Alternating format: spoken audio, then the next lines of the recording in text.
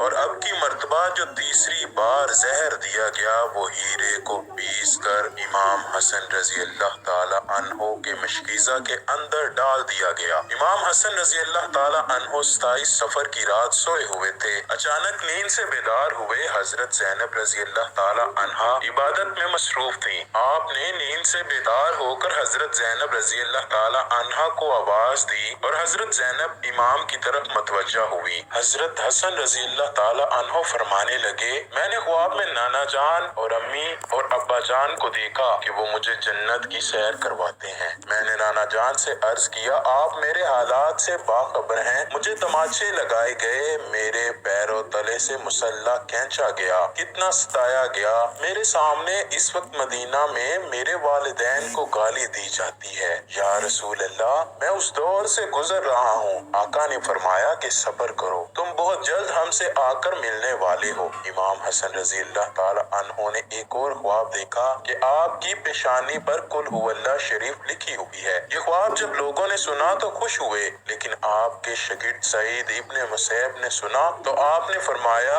مولا اگر یہ خواب کی تعبیر پوری ہو گئی تو سمجھ لیجئے آپ بہت جلد دنیا سے جانے والے ہیں، کچھ ہی دن بچے ہیں۔ یہ خواب تو تھا ہی، سب لرزے ہوئے تھے اور اس خواب نے اور لرزا کے رکھ دیا۔ امام حسن رضی اللہ تعالی عنہ نے کہا، بہن میں نے خواب دیکھا ہے۔ حضرت زینب نے پوچھا، یہ کیسا خواب ہے؟ امام نے مشکیزہ لانے کا کہا اور مشکیزے سے جب پانی پیا تو مشکیزے میں موجود جو ہیرا پیس کر ڈالا گیا تھا وہ آپ کے پیٹ میں چلا گیا۔ روایتوں میں آتا ہے کہ مورخین لکھتے ہیں کہ آپ کے کلیجے کے 72 ٹکڑے ہوئے، بعض نے لکھا کہ 80 ٹکڑے ہوئے، بعض نے لکھا کہ آپ کی آنتوں اور کلیجے کے 100 سے زیادہ ٹکڑے ہوئے۔ جب آپ کہہ کرتے تو وہ ٹکڑے ہو کر گرتے۔ سوچئے ذرا یہ ہیرا کیا ہوتا ہے، اس کو کانچ پہ چلائیں تو کانچ کٹ جاتا ہے۔ یزید صرف قاتل حسین رضی اللہ تعالی عنہ ہی نہیں بلکہ قاتل حسن رضی اللہ تعالی عنہ بھی ہے۔ اس پر تو سب اتفاق کرتے ہیں کہ سازش یزید کی تھی، لیکن زہر دیا کس نے، اس پر تاریخ خاموش ہے۔ حضرت مولانا حسن بریلوی رحمت اللہ علیہ نے ایک عورت کا نام لکھا، لیکن مفتی جلال الدین اس پر خاموشی کا حکم دیتے ہیں۔ مورخین اس میں اتنے الجھے ہوئے ہیں کہ کوئی واضح موقف پیش نہیں کیا جاتا،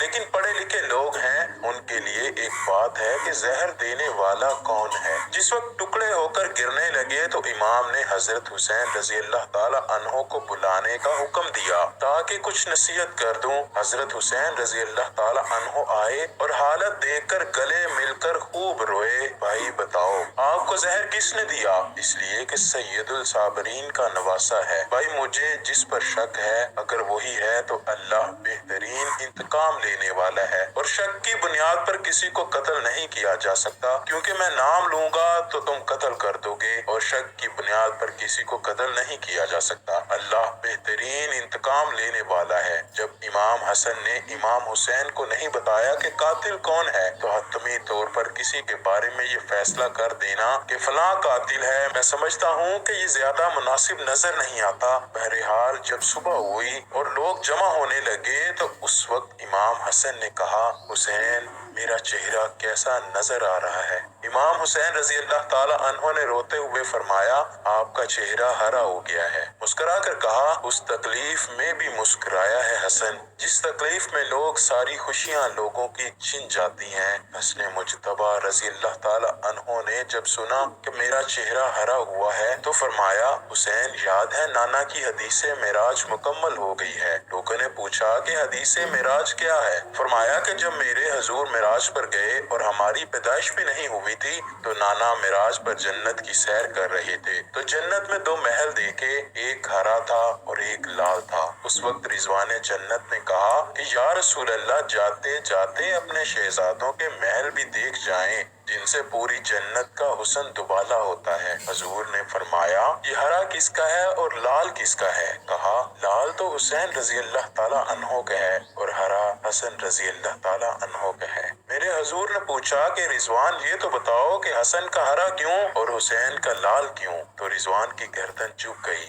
آنکھوں میں آنسو آ گئے۔ اہل بیت کی محبت میں رضوان جنت بھی روتا ہے، جبکہ جنت میں کوئی رو نہیں سکتا۔ جنت وہ ہے جہاں رویا نہیں جاتا، لیکن یہ شہادت حسنین ہے۔ اسے جب جب بھی یاد کیا جاتا ہے تو رضوان جنت بھی روتا ہوا نظر آتا ہے۔ رضوان کی عرض کرنے کی ہمت نہ ہوئی۔ حضرت جبرائیل علیہ السلام آئے اور عرض کی، یا رسول اللہ میں بتاتا ہوں۔ اللہ کے حکم سے یہ ہرا اس لیے ہے کہ حضرت حسن رضی اللہ تعالی عنہ کو زہر دیا جائے گا اور ان کا چہرہ اور جسم ہرا ہو جائے گا، اور حضرت حسین رضی اللہ تعالی عنہ کو کربلا میں شہید کیا جائے گا اور شہادت کی وجہ سے خون سے سارا جسم لال ہو جائے گا، اس لیے حسن کا ہرا اور حسین کا لال محل ہے۔ دیکھا حضور کی یہ حدیث معراج پوری ہو رہی ہے۔ اس کے بعد حضرت حسن رضی اللہ تعالی عنہ نے لوگوں کو جانے کا حکم دیا اور گھر والوں کو ٹھہرنے کا کہا۔ اس وقت مولا حسن کے 3 یا 4 بیٹے تھے۔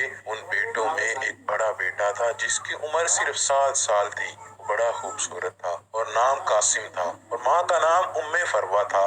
فروا قاسم کے سر پر ہاتھ پھیرتی اور اپنے شوہر کی طرف دیکھتی، گویا ان کے سامنے اپنی بیوگی گھوم رہی تھی۔ ہائے بیوگی، ہائے بے بسی، ہائے بے بسی، لیکن زبان سے کچھ کہہ نہ سکتی تھی۔ جب سب لوگ چلے گئے حتیٰ کہ کوئی نہ بچا تو حضرت حسن رضی اللہ تعالی عنہ نے اپنے بازو پر بندھے تعویذ کو کھولنے کا حکم فروا کو دیا۔ تعویذ کھولا اور کھول کر حضرت حسن نے کہا، میرے بیٹے قاسم کو میرے پاس لاؤ۔ اپنے ہاتھوں سے وہ تعویذ بیٹے کے بازو پر باندھ دیا اور فرمایا، بیٹا ایک وقت آئے گا جب تو شدید مصیبت میں گرفتار ہو جائے گا، اس وقت یہ تعویذ کھول کر دیکھ لینا۔ اس کے بعد حضرت حسین رضی اللہ تعالی عنہ کو بلا کر وصیت کی اور کہا، حسین صبر سے کام لینا، اور میری تمنا ہے کہ جس وقت میرا جنازہ اٹھے تو مجھے نانا کے قدموں میں دفن کر دینا، میں نانا کے قدموں میں دفن ہونا چاہتا ہوں۔ امام علی مقام 28 صفر کو، ایک روایت کے مطابق 29 صفر کو اور ایک روایت کے مطابق 5 ربیع الاول کو شہید ہوئے، اس طرح سے کہ آپ کا پورا جسم ہرا ہو چکا تھا اور اندر کی آنتوں کے ٹکڑے کہہ کی صورت میں باہر گرے ہوئے تھے۔ حضرت حسن رضی اللہ تعالی عنہ کی شہادت ہوئی تو آپ کی تجہیز و تدفین کے لیے جنازہ اٹھایا گیا، لیکن یہ بھی تاریخ کا بدترین باب ہے کہ جب جنازہ باہر لے کر آئے اور حضور کے روضہ مبارک میں حضرت حسن رضی اللہ تعالی عنہ کو دفن کرنا چاہتے تھے تو بنی امیہ کے وہ غلیظ، جسے دنیا مروان کہتی ہو، بدترین آدمی جس پر میرے آقا نے لعنت کی تھی، اس نے کہا میں ان کو دفن نہیں ہونے دوں گا۔ امام حسین رضی اللہ تعالی عنہ نے کہا، میرے بھائی کی وصیت ہے میں دفن کروں گا، یہاں تک کہ مورخین نے لکھا ہے کہ اس ظالم نے کمان سے تیر نکالا اور امام حسن رضی اللہ تعالی عنہ کے لاشے پر چلانا شروع کیا، ایک بندہ جو شہید ہو چکا ہے۔ لوگ کہتے ہیں کہ مروان کو یزید کو اتنا برا نہ کہو، اس لیے کہ انہوں نے کیا کیا؟ یہ کیا ہے، مرے ہوئے انسان کا تو دشمن بھی احترام کرتا ہے۔ مروان کیسا ظالم تھا، نانا کے قدموں میں نواسے کو لے جا رہے ہیں تو تلوار سے جنازہ روک لیا اور جنازے پر تیر چلانا شروع کر دیا۔ بعض روایتیں یہاں تک آتی ہیں، جنازہ حسن پر تیر چلائے۔ حضرت زینب رضی اللہ تعالی عنہ نے کہا کہ فاطمہ کے 2 بیٹوں کے جنازے میں نے دیکھے ہیں، حسن کو تو 2 بار کفن ملا، حسین کو تو 1 بار بھی کفن نہ ملا۔ لوگوں نے کہا کہ حسن کو 2 بار کفن کیسے ملا؟ کہا کہ جب مروان نے حسن کے لاشے پر تیر چلایا تو وہ تیر لگا تو حسن کے کفن سے خون کی پھوار نکل پڑی، تو اس وقت لوگوں نے کہا کہ ایک کفن پر اب دوسرا کفن پھر لپیٹ دو تاکہ حسن کو رنگین کفن میں لے کر نہ جائیں بلکہ ایک کفن اور دے دیا جائے۔ یہ بھی حضرت حسن رضی اللہ تعالی عنہ کی کرامت ہے کہ وصال کے بعد بھی تیر لگا تو آپ کے جسم سے خون نکلا۔ کسی نے امام حسین رضی اللہ تعالی عنہ سے کہا کہ حضرت حسن رضی اللہ تعالی عنہ کی یہ وصیت تھی کہ مجھے حضور کے قدموں میں دفن کریں، لیکن انہوں نے یہ بھی تو کہا کہ اگر مروان آڑے آئے تو مجھے امی جان کے قدموں میں دفن کر دینا، آپ اس پر بھی عمل کر سکتے ہیں۔ پھر امام حسن رضی اللہ تعالی عنہ کو حضرت فاطمہ رضی اللہ تعالی عنہا کے قدموں میں دفن کر دیا گیا۔ اللہ پاک سے دعا ہے کہ وہ ہمیں اہل بیت کی سچی و پکی محبت عطا فرمائے۔